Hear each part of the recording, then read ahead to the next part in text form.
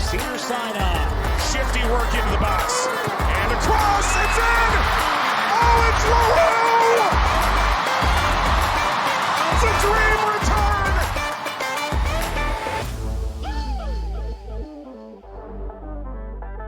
Welcome to Casual FC, an Angel City preview pod. I'm your host, Mario Salazar, with my eyeglass wearing and tips galore co-host, Angela Morales. And today yeah, it's late, guys. It's late night. We record these late night. Today, we're going to talk to you and get to know one of our supporters groups who make up the heart and soul of La Fortaleza in the north end of the stadium. Today, our special guests are Bethany, Imelda, and Ben from the supporters group Relentless Ladies. Woo! Yay, yay. Lots of air Thank you for horns. joining us.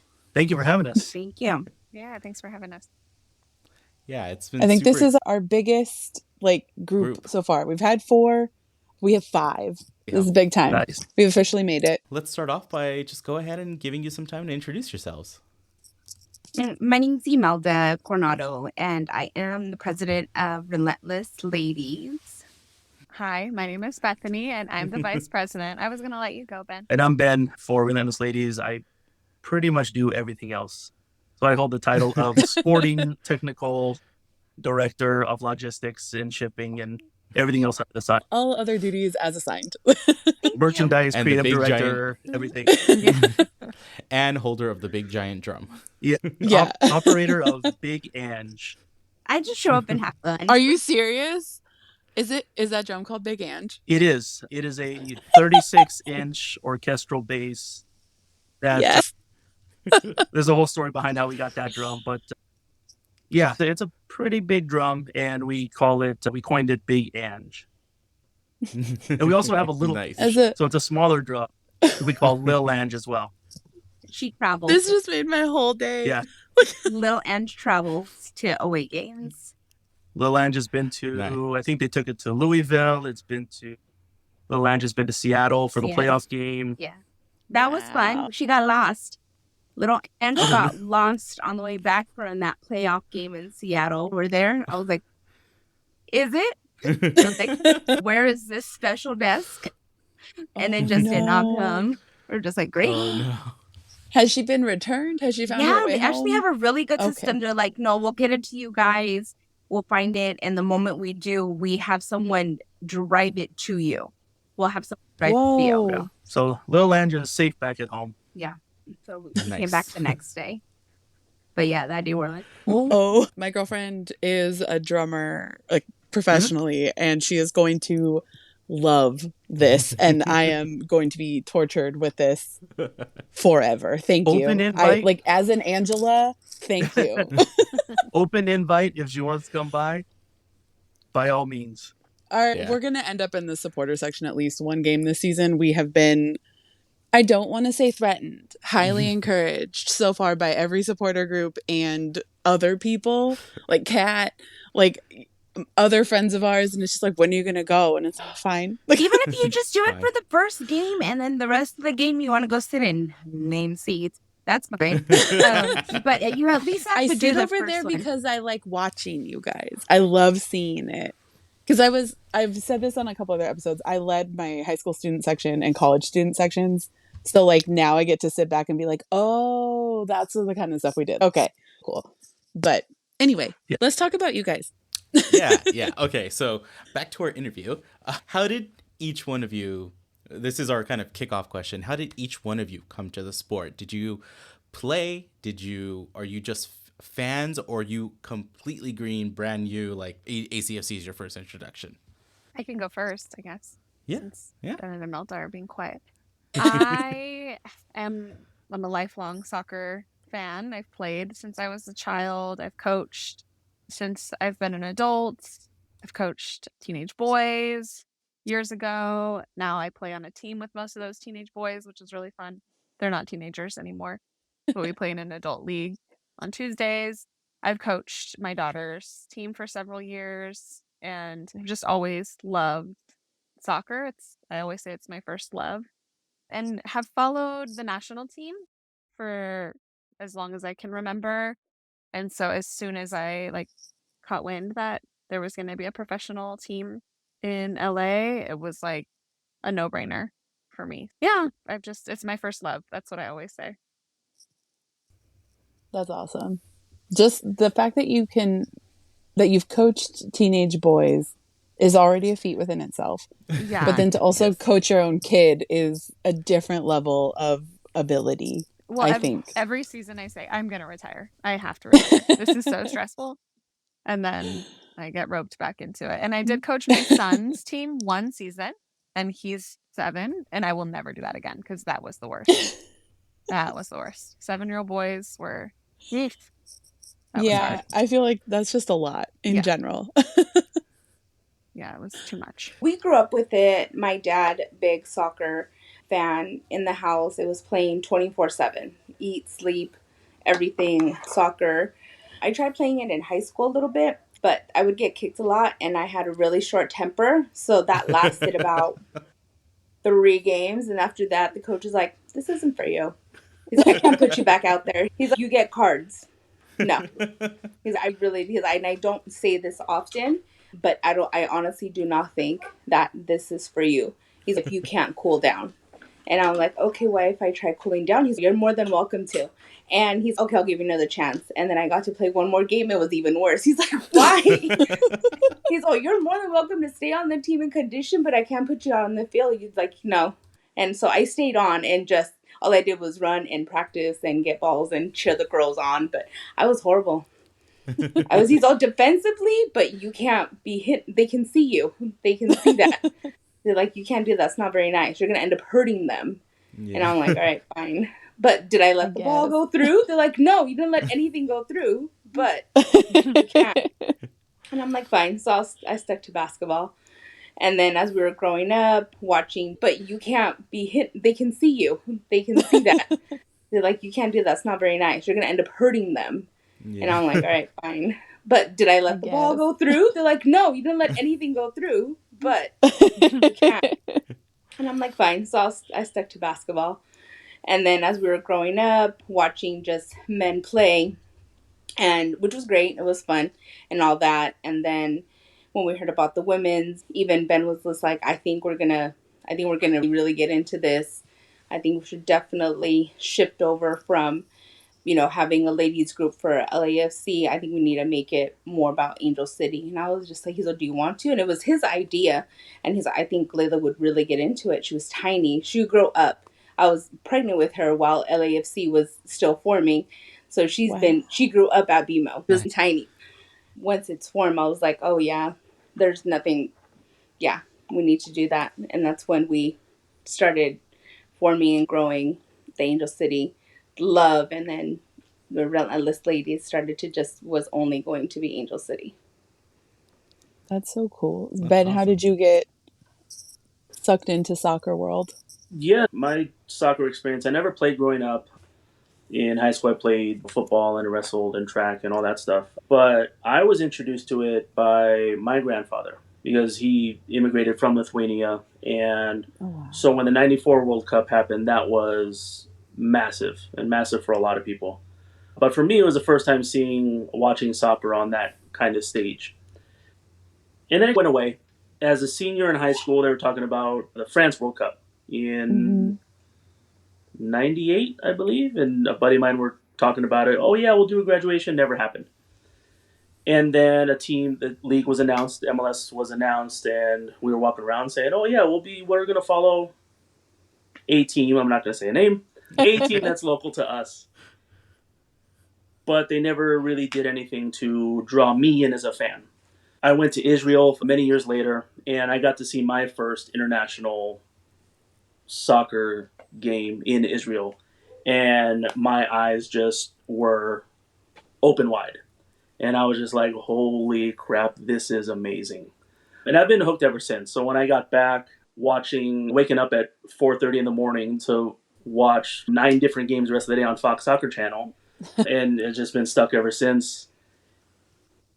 Another team in LA was formed, and we jumped right on it. I told my wife, because we're big Raider fans, and we want something similar to that culture, and we can get involved with it. So we reached out to some of the supporter groups, and one responded back, and we quickly became thoroughly entrenched with that supporter group, which was Relentless, which was one of the original supporter groups for LAFC. A couple years passed by, and we hear about a NWSL team coming to LA. And I turned to my wife and said, hey, is this something? So we started a ladies group on Relentless for LAFC because there really wasn't something for the female fans and supporters. So I became president of Relentless, and we came up with the idea, let's start a ladies chapter. And it was pretty successful. And when Angel City was announced, I turned to my wife and said, hey, do the ladies want to also follow Angel City? And she said, without a doubt. And we also saw it a great opportunity for our daughter, who is 7 now, Layla, to be able to see something like that. Because she grew up watching LAFC, and it's amazing, and she knows all the players and numbers. But I get the feeling that it's a little bit different, being able to see women on the pitch and girls on the pitch being able to play and go, oh, wait a minute, I can do that. And it's not to say that they can't do it watching men play or anything like that, but it's just, I get the feeling from her that it's a little bit different. There's a little bit more behind it for her. Again, knowing all the players and numbers and knowing the different teams now. And when we see rival players with the World Cup we just watched, and she's able to pick out some of the players. Oh, I know who she plays for. Nice. It's pretty amazing. So yeah, we've been entrenched with it. It's in our blood. Like I said, Layla grew up in that stadium, literally. So yeah, and we've been hooked ever since. We're trying to get anybody else that wants to listen and wants to come out for a game. We're trying to bring them and find them tickets and buying tickets for them out of our own money, because we just want more people to be drawn to this. That's fantastic. His girlfriend at a soccer game. Oh yeah, that's right. One of Chivas USA's last home game, they were like $10, and there was like 15 people there in the stadium. Front row, $10. Hey, front row is front row. I was like, oh my God, this guy really likes me. Later, he told me how much it cost. I was like, you could have just kept that to yourself. I thought I was getting like hooked up. He's like, wow, he's really treating me. $10. That's one of those. Sometimes it's okay to lie and not tell me things. Like, that's that time. I waited till after she said yes. Yeah, he waited till after. I was just like, gee. Food costs. That's fantastic. I love that you. Already. Yeah. Ben, I love that you brought up the idea of representation. When we talked to Elizabeth Emery from another podcast called Hear Her Sports, that was her biggest thing, is that she grew up in a pre-Title IX era, and she didn't know that she had the ability to do these things because she never saw it. And it's such a different experience when you understand conceptually that you can do something versus being able to look at someone else who's doing it and be like, oh yeah, I can totally do that. Or it's been an option that's been provided, because we talked about it on that episode, but so much of our lives is this guy's doing it. I think I can do it. But to have another woman, you're like, oh, like she looks like me, or she's from my hometown, or we went to the same college, or whatever that is. There's always something that pulls you in. And when you don't have somebody there who looks like you, it's like the bigger case of representation in general. If you don't have somebody there who looks like you or that you can relate to in a bigger way, like, how do you know that's something you can do? And as a previous child, thank you for doing that for your kids, all 3 of you, or 4 of you, actually, Mario too. Like, as the fun aunt, it's always so cool to take my nephews to games. And my best friend, he lives down in San Diego, and his son sent me a video, like he recorded him asking if I can take him to an Angel City game. And I'm like, oh, you want to go to an Angel City game and not go to a Wave game? Yeah, let's go. Come back home, because they're from like down the street from where I am. And it's just such a wonderful experience 100% in that world. Yeah, and just touch on what you were saying about representation. For Layla now, with players like Alyssa Thompson and now Giselle, she's able to recognize, just even culturally, she's like, oh, wait a minute. Yeah. I'm Filipino, they're Filipino.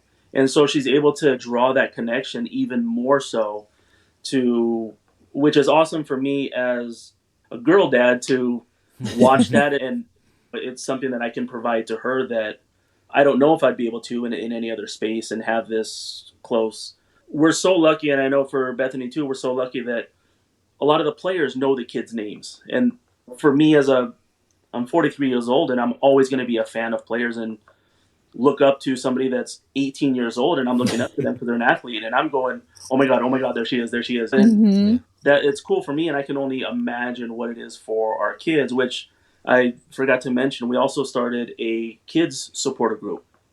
So we have a supporter group that they're called Relentless Tamariki, which is a Maori word for youth. And so Okay, they've so got we their have to I'm book gonna we have to book T-shirts. another SG interview now. That Oh, would be they'll so do- chaotic. You do not want to interview them. It would be Bethany's son Isaiah, on Sunday we had a drum practice, and then he took the kids on his own and he was leading. I was like, "Are you starting your own?" He's yes, because they're not looking at me. He was looking at the adults. He's they're not paying attention to me. I was like, "Do your thing, boo," and I just like a little tape of them and a little picture. But yeah, Isaiah would be on your podcast in a second. It would be awesome. It would be complete chaos. But I think speaking of my son, because I have 2 daughters and a son, and when we got into it, it was like I was thinking more for my daughters too. Okay, this can be so good. I mean, I used to take them to U.S. Women National Team games, and that's really their only context for professional sports. And so I was like, oh, I wonder if my son's going to be into it. And it's funny because he is so hardcore. I can't even describe how hardcore he is. And I think it's amazing because his sports icon, like every kid has one, and especially boys, because it's so conditioned to be into sports. But like his sports icon is Dee Dee, like the I goalkeeper. love that. And Yeah. he is obsessed with her, and like he wants to be like her, and he has gloves that she gave him, and he puts them on, Aw. and he like makes us shoot stuff, like kick stuffed animals at him. And I think it's amazing for our girls, but I also think it's amazing for the boys because for them just to observe and see women be so powerful and dominant and strong and tough, I think it just is going to continue to shape them to really see women as all of that, as powerful and to be respected. And I think that will have such huge impacts on this generation for sure. Yeah. Yeah, A lot of the stuff you guys are saying is the reasons that I got into it and got my season tickets with my daughter. She didn't get to go to the games till like late because of COVID and stuff. So my son is younger, so even though she was like ready to go and vaccinated, it was like my son wasn't. All the logistics around that, but once we started going, like she started getting into it. She's still learning. Like her favorite player is June, and I think it's really just because of the hair. But like, but like having half a season of her being like, "Oh, I see June," and then now being like, "Oh, I know where June is, and I can see where she's playing." Versus it was like very much just, "Oh, I see her, and then where's my popcorn?" It's been really exciting to see her kind of slowly develop into that also, and really have that thing for her in the future, or you just even the thing to support in the future. So aside from almost maybe threatening to retire / hanging up the boots, kinda sorta, how did you like find out that coaching was your thing? This is like a podcast question / personal question. My daughter, honestly, like when we started at the rec level, it was like I was terrified for her to be on a team with like kind of an angry dad, like reliving his glory days and like yelling at her. She's like so sensitive, and she just doesn't respond well to like negative feedback or like criticism. Yeah. So I was like, okay, before like for her first season, I was like, I want to coach her because I want to see how she does, and I want to just make sure that she's protected. And then we had like our first season, it was like an epic season. Like we were totally a hot mess at the beginning. It was like a sports movie for sure. We were a hot mess at the beginning. We couldn't, like, no one had played before on our team. And just through the season, like everyone just got better and we started winning, and then we made it to the playoffs, and then we made it to the championship, and we actually lost the championship in PKs, in like double PKs, because oh my gosh, I have goosebumps all over. It like breaks my heart still that we didn't win. And the saddest part is the best girl on our team, she scored, the game ended in regular time 1-1. She scored the goal for us, and then she ran all the way back to help out on defense, and it deflected off of her, and it was an own goal. And so it was just like the most heartbreaking thing. It was like we totally should have won. And then, but it was just such a special season. And it was so amazing just to watch the girls go from really not knowing anything about the game to really grasping, just like growing their IQ and really falling in love with it. And that kind of got me hooked because it was like, I love it so much. I would play every single day if I could. And so to see kids develop that passion and that love for it, it was definitely like a high. It was really amazing. And so I was like, fine, I'll do it again. But I am getting, she's getting older, and I feel like she needs someone to take her to the next level. Like, I'm not a professional coach. When I coached the boys, it was just through a nonprofit that I worked with. And so it was more like a rec kind of fun thing. And I coached them for many years, and it was amazing, but I'm not like trained. So I'm like, I think this will be my last, or we're about to start spring season. And I'm like, I think after this, it'll be my last. It'll be time for her to have a better, like a more experienced coach, I think, to help her kind of get to the next level. And she's getting older, so she doesn't need me being her coach and her mom. I think it'll be better for me to just be her mom, but it'll be bittersweet for sure. Yeah. I've been waiting for, I get glimpses of my daughter like wanting to play. And then when you ask her again a week later, she's like, yeah, no. And then I'm like, oh, geez, do you or don't you? Yes. Just do it. Just sign her up. I do. The problem, I should. Every time I look up like when the season actually starts, I'm like, I played in AYSO my entire childhood. How do I not know when the season starts? But I always look, and it's too late. Yeah, it's hard because actually my oldest daughter, she's not the most athletic, so she has to work really hard at it, which has been amazing to see her grow. My two little ones are both super athletic, and they're really good, but they don't have the passion for it. And it is so hard. Like, my heart breaks because I'm like, oh my gosh, you could get me those seats on the field level seats one day. Come on. But they don't love it. So just try not to push it. Yeah, that's got to be the hard part. My friends would joke when we were younger. They're like, you're either going to have the most artistically gifted children who have no desire to play sports. And they'll be like, Mom, I made you this like basketball of paper mache. Or you're going to have Olympic caliber athletes. And I was like, please, if I decide to have kids, let it be the latter, because I won't know what to do with the artistic kids. And and now I'm dating a musician, but it's so funny because now seeing my experience in sports and her like progression through music and how she does things, I'm like, oh, this is the same, especially the practice, the dedication, the skill, and the craft of it all. The mentality is so similar, which is really cool actually to see from that high level. Yeah. And it's always interesting to me how they overlap. Yeah, that's cool. So I would like to know a little bit more about Relentless Ladies as a whole. And I think like we've been doing this with other groups too. And it's like, what's your elevator pitch? If I was just a complete stranger, walked up to your tailgate and was like, tell me the things. Who's got it? What's like the quick and dirty best nugget of information to encapsulate you guys? So I think I could sum it up best. Do you like tacos?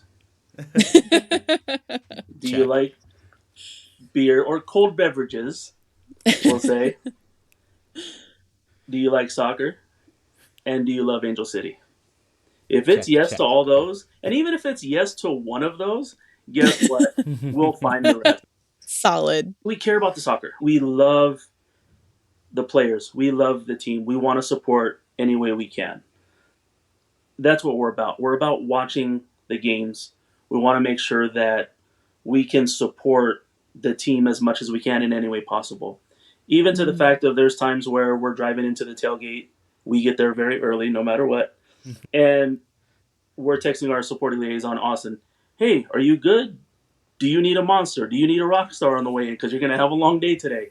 Stuff like that. We want to make sure that we're providing as much support as we can to the team, that they don't have to worry about that kind of stuff. So, yeah, we feel a lot of ways in an extension to that, but we're just there to have fun. Like, it's not that serious. It's soccer. It's a game. It's fun. Mm-hmm. And love to pitch to families because they're always like, oh, I don't have anyone with my kids. And so, oh, bring them. They get to sit right up in the front. We got 20 people watching them. Don't even worry about it. They need to go to the bathroom. Yeah, you have we all take built-in turns taking them. Yeah, Huh, built-in Bethany? babysitters. Yep. We all take Yeah. turns. All right, who's going to the restroom? I got 6 kids. Let's go. At first, I didn't want to do it at all at the beginning. Then I was like, oh my God, these kids pee a lot. I wrote this question in for later, but I think it just kind of rolls into this really, which is, how has it been different for Relentless Ladies to have this kind of leadership group that's all kind of surrounded by family or family based? Because a lot of the other SGs are younger or they're in a different stage of their lives, and that's the reason they found each other. Like you gravitate to the people that you're going to vibe with, and then I know you guys are very family oriented. So how do you think that has differed a little amongst the other SGs? I mean, because I came into supporting Angel City completely ignorant to like the supporter group culture, because I had never really followed an MLS team, only like LAFC, but very much like from home, never been to a game or anything like that.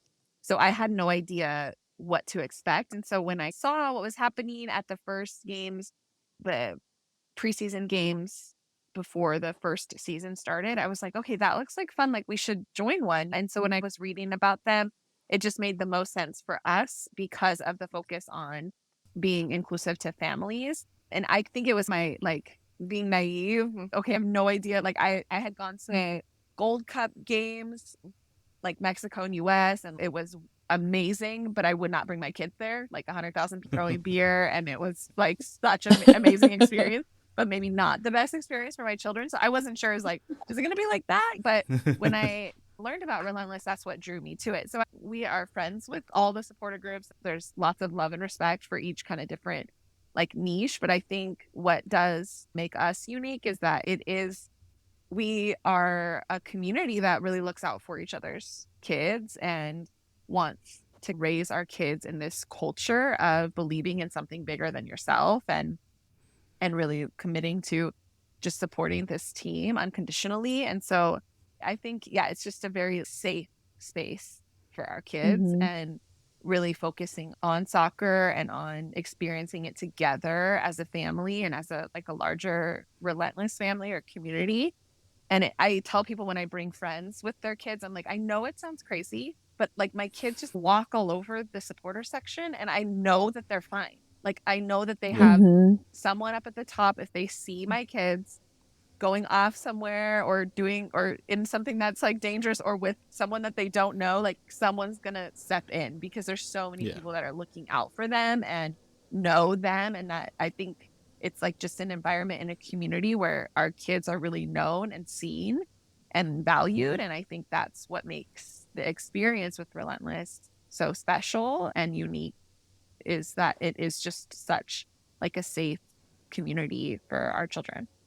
It's literally the village of It Takes a Village. Yeah. For sure. Yes, absolutely. And we even go to the lengths of making sure that for our watch parties, if we had wherever we were going to select a home bar or home place to have away day watch parties, we wanted to make sure that it was family friendly. And we weren't going to have a place where we couldn't take our kids.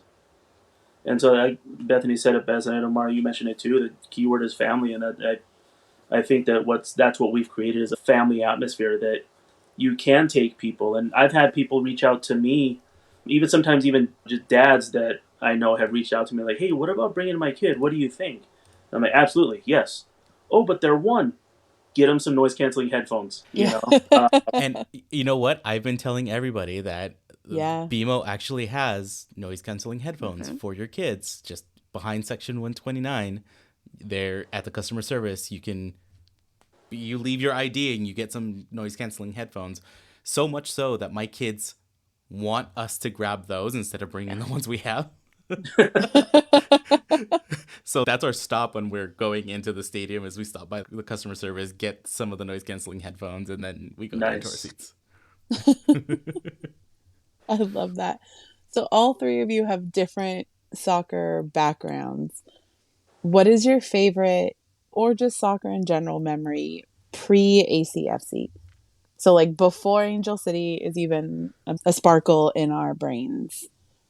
What are your favorite soccer memories? We started asking for Will, but we're like, it's harder for like us older folks who don't have the like experience with a women's league or a women's team as prolific as ACFC is now for younger people. But yeah, what's your jam? What's the thing that sticks out? Yeah, I have two. Like for me, it's definitely being a kid and watching Brandy Chastain. So that embedded in my memory. And we actually got to meet her at the draft. And that was a really significant moment for me because I was like, wow, this is what I will never forget. Watching that, I will never forget that moment. And is what kind of solidified me as a fan of soccer. Not I was already playing and loved the sport, but as a fan of watching it professionally. And then it must have been the 2015, the like victory. Did they win the World Cup in 2015? It must have been, yeah. Because my daughter, we went like the victory tour and I took my daughter, my oldest daughter. And so she was just a few years old at that point. So yeah, it would have been 2015, 2016. And I don't remember who they were playing. They dominated. They won like probably 5-0 or something like that. And I just remember thinking like, as a kid, I grew up like my parents were baseball fans, and that was my context for professional sports. And taking my daughter to her first like professional sports experience, and it being the women's national team, and just how profound that was to me. That this is her image, this is her picture, this is her like context for women or for professional sports in general, and that it was like women just completely dominating and being incredible. And so I think those are the moments that stand out for me pre Angel City of what just really means a lot to me and to my family. For me, I think, Angela, you mentioned that for us that have more numbers to our age, there wasn't a lot of coverage or accessibility like there is now. So even for of me, just any women's sports, not just soccer, like 100%. Yeah. 100%. The sports I played, never. You didn't see throwers on TV. Absolutely not. Yeah. and then specifically for this, soccer in general was a very hard thing to find. And then try to find women's soccer was even that much harder, so it just wasn't readily available. But and I think for a lot of people, the 99 Brandy Chastain, that moment is iconic. So that was my opening eyes to women's soccer. But then in a lot of ways, it just went away until the 90 different iterations of the league that it is now. And trying to watch some of those games, and I think a lot of the production value was down at that time, so it never really, for me, caught to be able to watch it as a spectator. Again, because some of the commentating teams it wasn't good. And from what we see is it's the investment in it now really helping drive the sport, and we're selling out 22,000 seats damn near every It's almost game. if you invest in something, it makes it worthwhile. Like shocking. If you give things the ability to thrive, that people pay attention. 100%. Imelda, what about you? All of my pre-ACFC moments had to do a lot with the men's sports, because that's all that we did in sports. And my dad was very big on sports. Like he said, if you weren't doing a sport, then you were at home cleaning with your mom. And I was like, nope. Okay, what am I doing now? Those are my options? So, yeah. Like, no. So then he's like, okay, if you're not playing a sport and not practicing, what are you doing? And I was like, okay, let me try this. And I remember I was like, I want to do flag football. My dad's really, and I regret not sticking with it more, because now it's becoming a big thing. And my brother was just like, she's not playing on my team. And they kept the siblings together.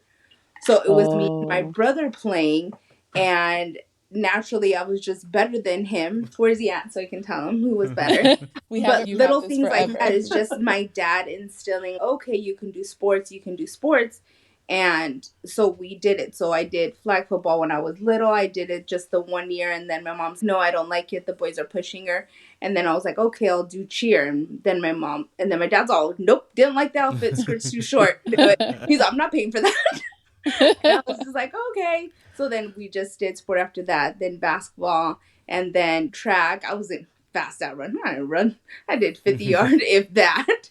Like, stuff going on there. But I kept doing it because my dad's like, sports or something else, and tried that soccer thing. And then 99, I was like, heck yeah, graduating. And then I remember the women's playing, and then Brandy, so that 99 game is always going to be there because it was part of on my this little like 99 board that I made, and that game is on there. I remember sticking it up there too.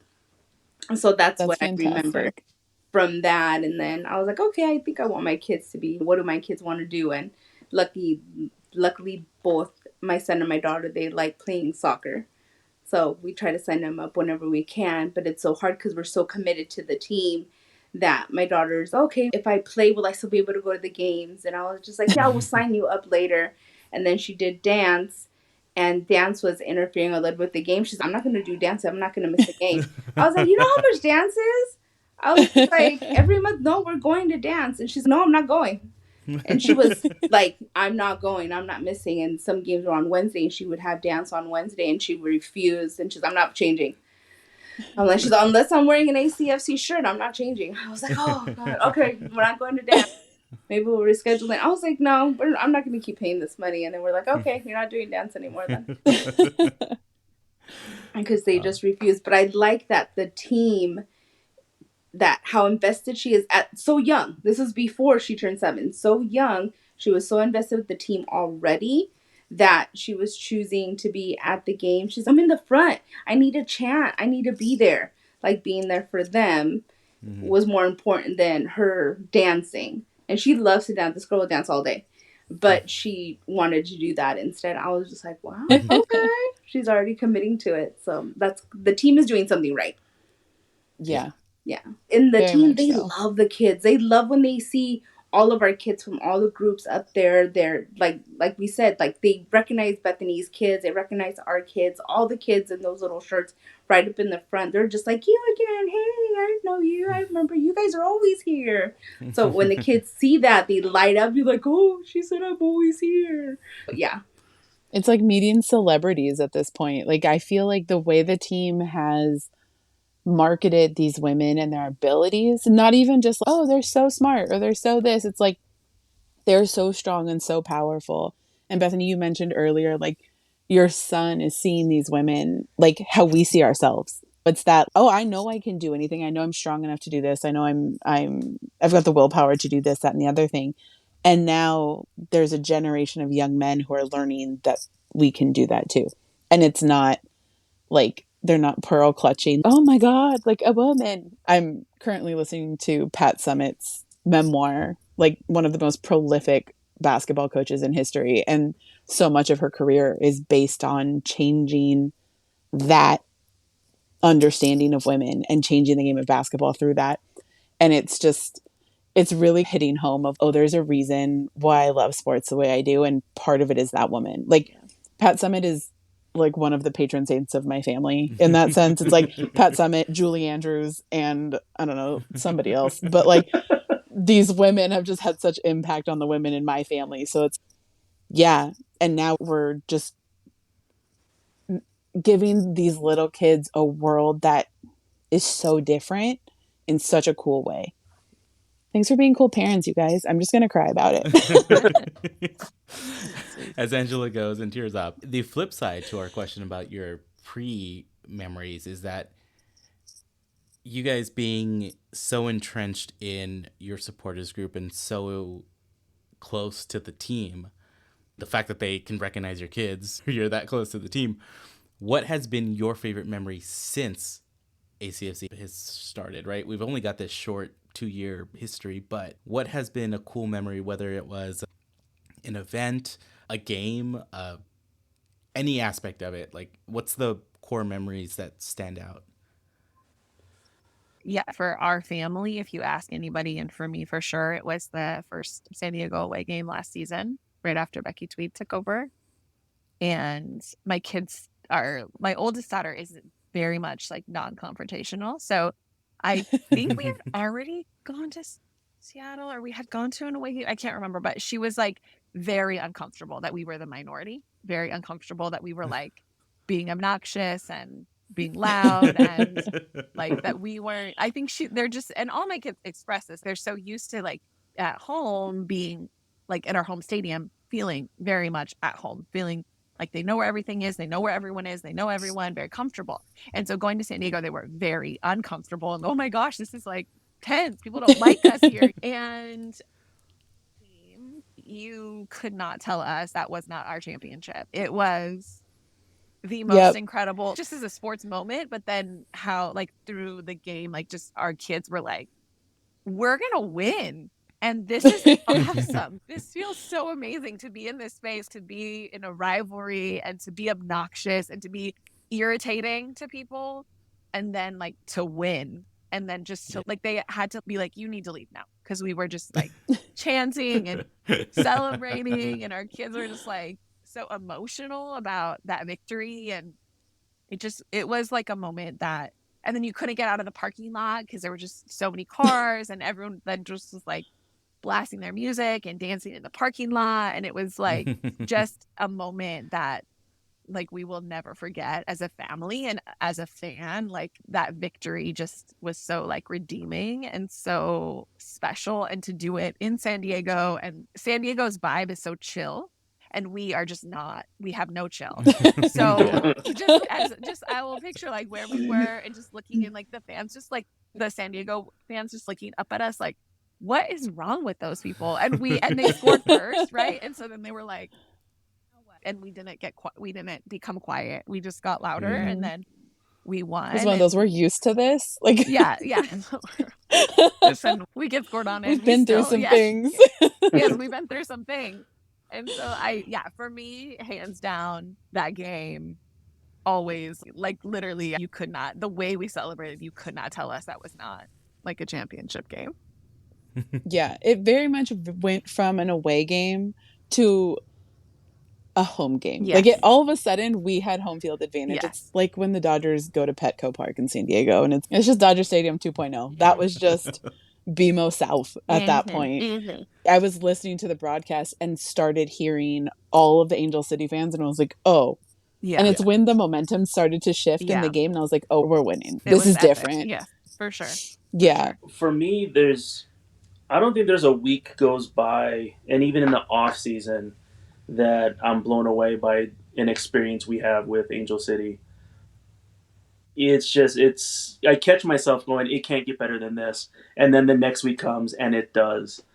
Interactions with Julie, the owner, coming by our tailgate, starting a tradition of eating tacos before each game in the first season. It's just been incredible. We created a scarf and made a banner for the first coach, Freya, and having Freya recognize it and be so appreciative of it. And I think she ended up buying almost 30 shirts that we created that said "Trust in Fred."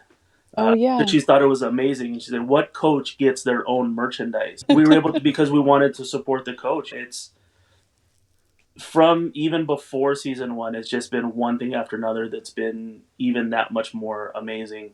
We've had so many cool moments. San Diego last year was epic. I remember going into San Diego during Challenge Cup and being down there and doing our march into that 6,000 seat stadium, which was packed, by the way, which was amazing. Going down in with the mentality of we own this stadium and saying to myself, it can't get better than this. And then San Diego, how many times did we go the first season? Twice.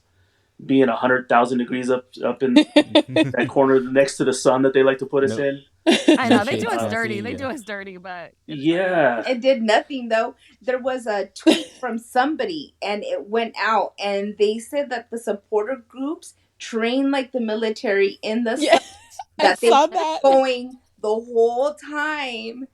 I saw that tweet. He was burnt on his face. I was burned. People were loud. They're like, girl, you're dark. And I came back, and someone put sunscreen.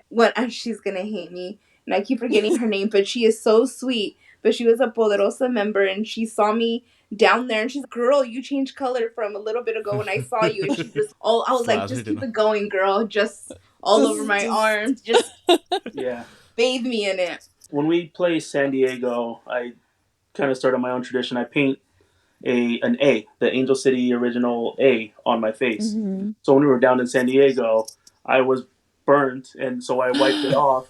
I had the transposed A on my face for a week and a half. That was awesome. If there are pictures, can we please Yeah, be tagged in one? I do pictures. I do have pictures because people didn't Even if believe it's me. not to repost, I just need to see it. I'll send them. I'll send them over. It's pretty fun. That's amazing. Yeah, there's something different about rivalry games in general, but that specific San Diego game, just beyond. It's crazy. Beyond. And I'm lucky enough that I'm one of the drummers and I get to put my energy through the drum.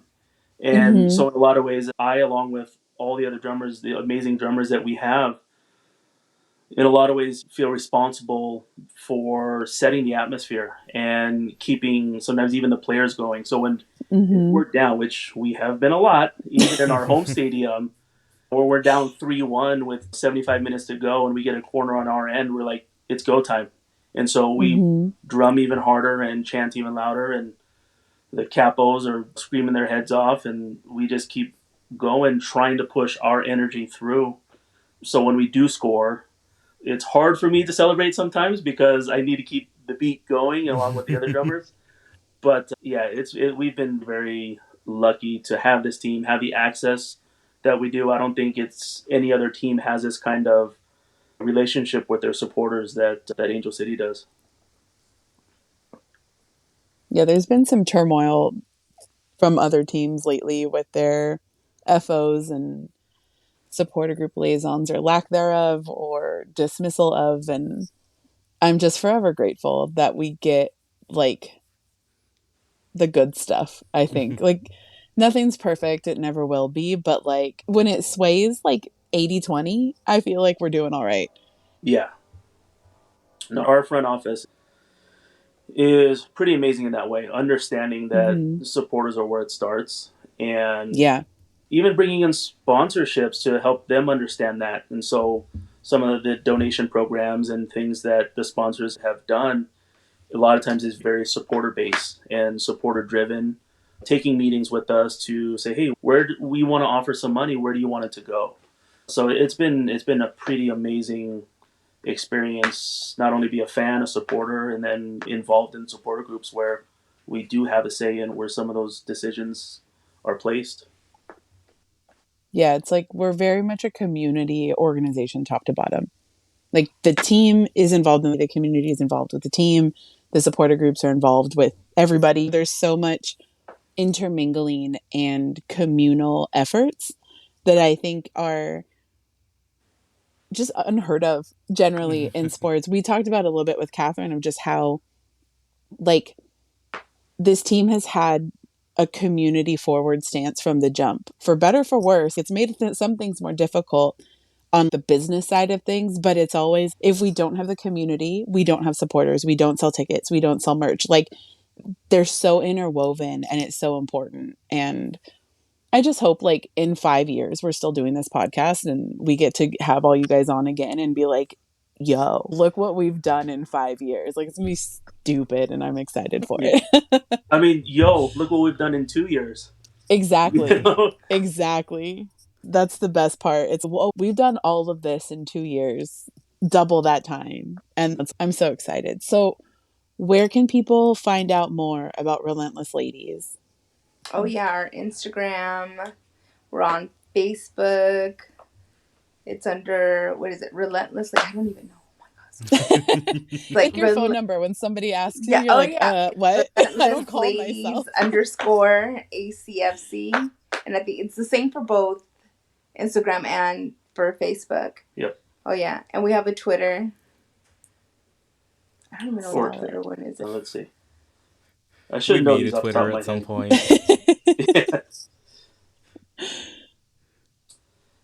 But at the tailgates, that's the other thing. At the tailgates, no better opportunity for people to come out and talk to us or any of the other supporter groups with that experience and be able to put a face to the group and what we do. And Which all the other groups will tell you too. Come by and vibe. If it catches and you want to join a sport group, in other teams, other sports, a lot of it is many times like geographic based, and that's one thing I've noticed that is pretty unique with Angel City specifically, is it's not really geographical based. In our experience on the LAFC side, a lot of it starts with geographic, what's closest to you, but with Angel City, for us, we're in Orange County, in Garden Grove, and we've got members that live all the way out by Laverne University. We've got members all over the place, which is pretty awesome. But my suggestion is tailgates. Come out to the tailgates. Come out early. Have some food. Have some food. We always have food.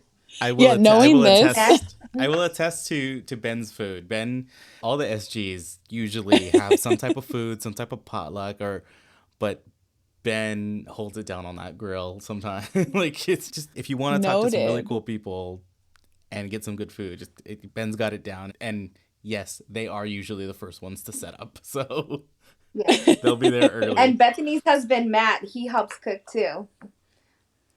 He's Ben's sous chef. Just when Ben's too sweaty, then Matt will take over the grill for a minute so Ben can cool down.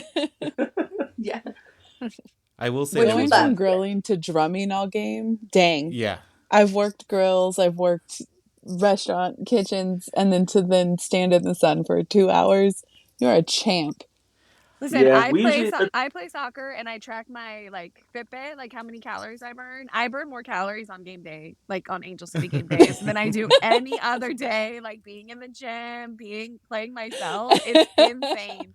The steps and the calories burned are next level, and it's the same for my husband, so I know it's the same for Ben and Imelda too. It is it's a long day, and you get in the car and we're so old and our backs hurt and our feet hurt, but it's worth it. Running back and forth after the kids at FanFest. Yes. I was like, why did 4 go and only 2 come back? All right. Now we got to go look for them. My Apple Watch asks me about 15 minutes. Every 15 minutes, are you dead? Yeah. Are you still alive? Did you fall? Your heart's beating really fast.